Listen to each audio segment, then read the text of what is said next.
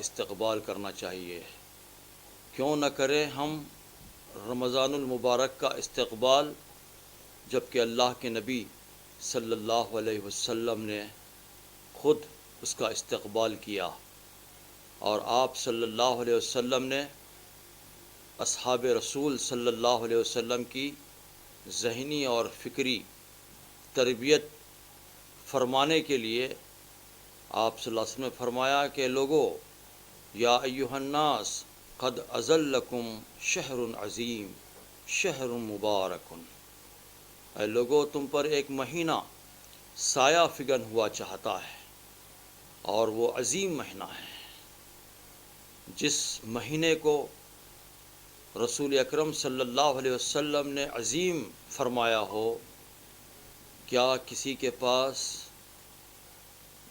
زباں ہے، الفاظ ہیں، قلم ہے کہ اس کی عظمت، اس کی رفعت، اس کی بلندی کو بیان کر سکے؟ اور آپ صلی اللہ علیہ وسلم نے فرمایا کہ وہ مبارک مہینہ ہے۔ مبارک برکت سے ماخوذ ہے، اور مبارک لفظ ایسا مبارک ہے کہ اس سے اللہ تعالیٰ نے خود اپنے نام کے ساتھ اللہ تبارک و تعالی رکھا ہے۔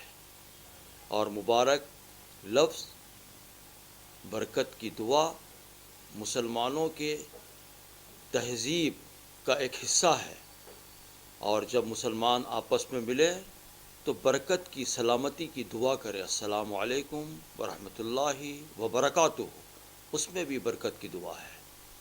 برکت یعنی بڑھوتری، ٹو گرو، ٹو امپروو، ایسا مہینہ سایہ فگن ہوا چاہتا ہے۔ اس کے لیے ہمیں تیاری کرنا ہے، اور یہ تیاری ہماری اعتقادی تیاری بھی ہو۔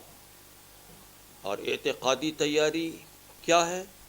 کہ ہم اپنے ایمان کا جائزہ لیں، اپنے قلوب کو ٹٹولیں، اور سچے دل سے گناہوں سے توبہ کریں، اللہ تعالیٰ کی طرف ہم رجوع ہوں۔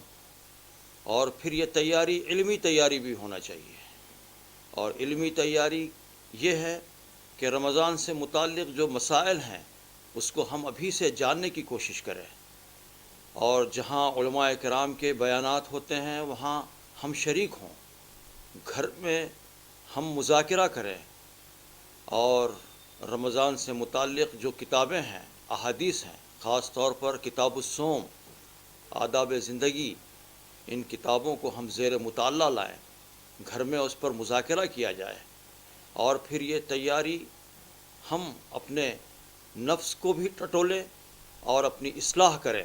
اس کے لیے ان کتب کا مطالعہ گھروں میں زیر مطالعہ لے آئیں جو ہمارے نفس کی اصلاح کرتے ہوں۔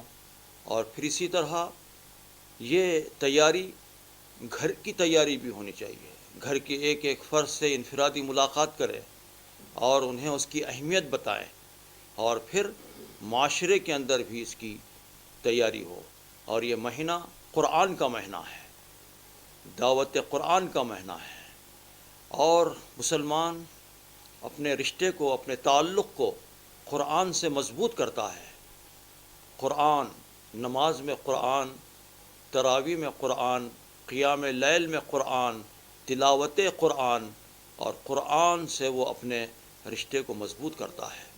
اس کے لیے بے حد ضروری ہے کہ جو کچھ قرآن ہمیں یاد ہے پھر اس کی طرف مراجعت کی جائے اور اس کو یاد کیا جائے، تاکہ ہم رات میں زیادہ دیر تک ٹھہر کر ہم قرآن پڑھ سکیں، قیام لیل کر سکیں۔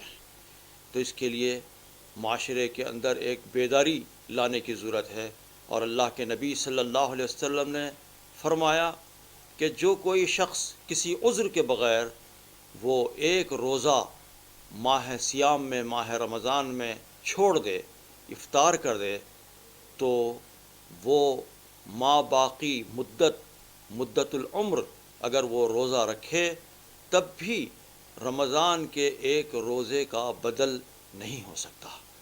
یہ دراصل روح اسلام ہے، اور بدل اور قضا اس کی ہو سکتی ہے، یہ فقہی مسلمانوں کا معاملہ ہے۔ فقہ یہ کہتا ہے کہ روزے کی قضا ہو سکتی ہے، لیکن دین اور دین کی روح یہ کہتی ہے کہ اس کی کوئی قضا نہیں ہے، مدت العمر بھی اگر روزہ رکھیں۔